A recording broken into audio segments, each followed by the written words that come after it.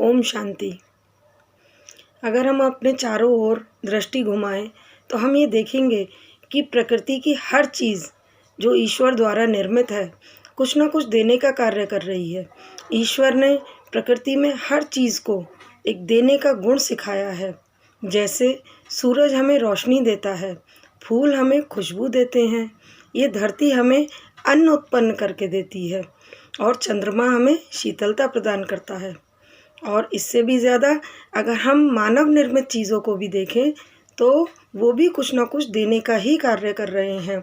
जैसे पंखा हमें हवा देता है, बल्ब हमें रोशनी देता है और जिस कुर्सी पर हम बैठे हैं वो भी हमें आराम देने का ही कार्य कर रही है।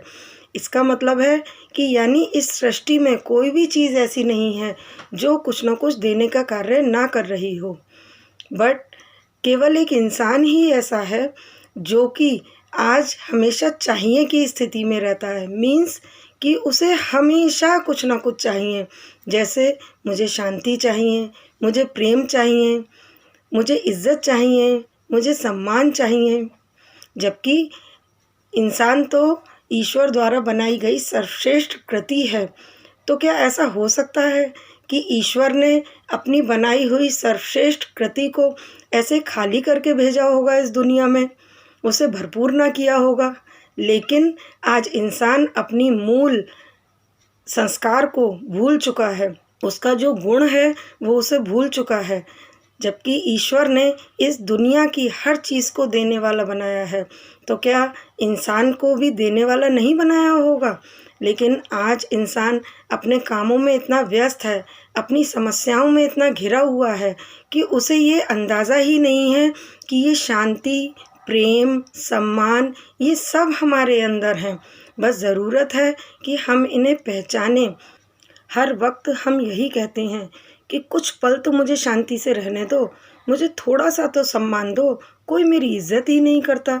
लेकिन ये सब चीज़ें, ये सारे गुण तो हमारे अपने ही हैं। हम भक्ति में गाते हैं कि तुम मात पिता हम बालक तेरे, पर क्या हमने कभी इन शब्दों पर गौर किया है कि जिस परमपिता परमात्मा को हम अपना मात पिता कहते हैं और जो कि शांति का सागर है, दया का सागर है, प्रेम का सागर है, और क्या उसने अपने बच्चों को ये सब गुण नहीं दिए होंगे? कहते हैं कि राजा का बच्चा आगे चलकर राजा ही बनता है और उसके संपूर्ण राज्य का अधिकारी होता है। कैसा हो यदि एक राजा जो रोज़ सैकड़ों गरीबों की सहायता करता हो, हजारों को दान देता हो, उसका स्वयं का लड़का ही उस मांगने वालों की लाइन में आकर खड़ा हो, तो उस राजा को कैसा महसूस होगा? सेम ऐसा हमारे साथ भी होता है कि जब हम लोगों से शांति मांगते हैं, सम्मान मांगते हैं, प्यार मांगते हैं, तो सोचिए ज़रा कि हमारे परमपिता परमात्मा को कैसा महसूस होता होगा कि जिसने हमें इतना सर्वगुण संपन्न करके इस धरती पर भेजा था, शांति, प्रेम, दया, सम्मान ये सारे गुण देकर भेजा था, और आज हम अपनी इन्हीं मूल गुणों को भूल गए हैं और बाहर इनको मांगते हैं। तो फ्रेंड्स, हमें अपने इन गुणों को पहचानने की और याद करने की ज़रूरत है। कहते हैं कि जो चीज़ बहुत समय से प्रयोग में नहीं आती उसके बारे में हम भूल जाते हैं, हमें पता ही नहीं होता कि ये सब चीज़ें हमारे पास हैं। जैसे एक वार्डरोब में बहुत सारे कपड़े होते हैं, तो जब हम बहुत सारे और कपड़े लेते जाते हैं तो हमारे कुछ चीज़ें जो हैं वो नीचे दबती जाती हैं और बहुत समय से प्रयोग में ना होने के कारण हमें ये याद ही नहीं रहता कि अमुक चीज़ हमारे पास है। लेकिन जब हम अपनी उसी वार्डरोब को व्यवस्थित करते हैं तो हमें पता चलता है कि हमारे पास ये चीज़ भी है जो कि हमारी ज़रूरत की है और हमारी ही है।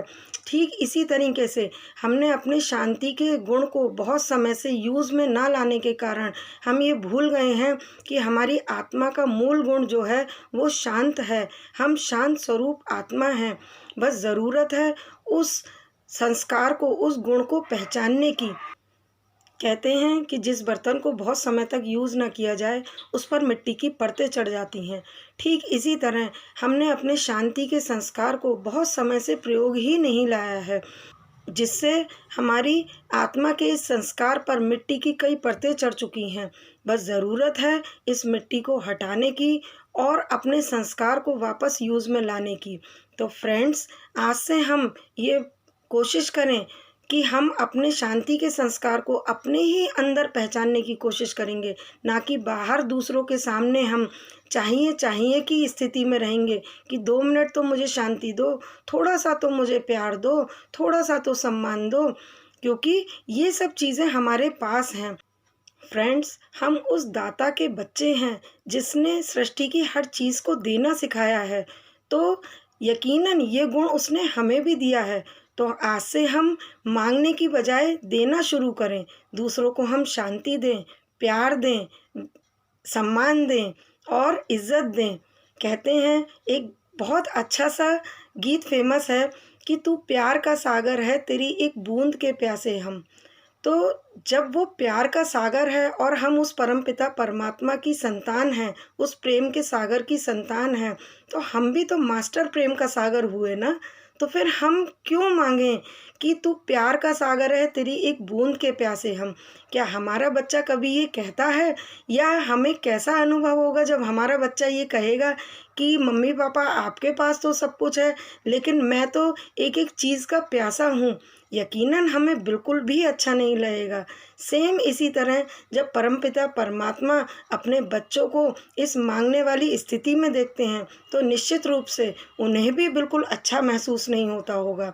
तो फ्रेंड्स, आज से हम अपने ओरिजिनल गुणों को पहचानें, शांति का गुण, प्यार का गुण, दया का गुण, सम्मान का गुण, और उन गुणों को हम यूज़ में लाएं। हम एकांत में बैठ के थोड़ी देर ये विचार करें कि आखिर हम हैं कौन। हम उस परमपिता परमात्मा की संतान हैं जो शांति का सागर है, शक्ति का सागर है, दया का सागर है, और हम उसकी संतान हैं। तो हमारे अंदर भी ये सारे गुण हैं। यकीन मानिए फ्रेंड्स कि आपको कुछ ही दिनों में ये सब चीज़ें अपने ही अंदर नज़र आएंगी। बस ज़रूरत है आपको इन सब गुणों को पहचानने की और उन्हें प्रयोग में लाने की, जिसकी एक बहुत आसान सी विधि है मेडिटेशन। मेडिटेशन यानी ध्यान। जब हम अपने आप पर ध्यान देते हैं, अपने बारे में विचार करते हैं, शांत स्थिति में बैठकर अपने बारे में सोचते हैं, तो हमें अपने ओरिजिनलिटी का एहसास होता है। तो फ्रेंड्स, 24 घंटे में थोड़ा सा टाइम अपने लिए निकालिए और ध्यान दीजिए कि हम आखिर हैं कौन। तो हंसते रहिए, मुस्कुराते रहिए। ओम शांति।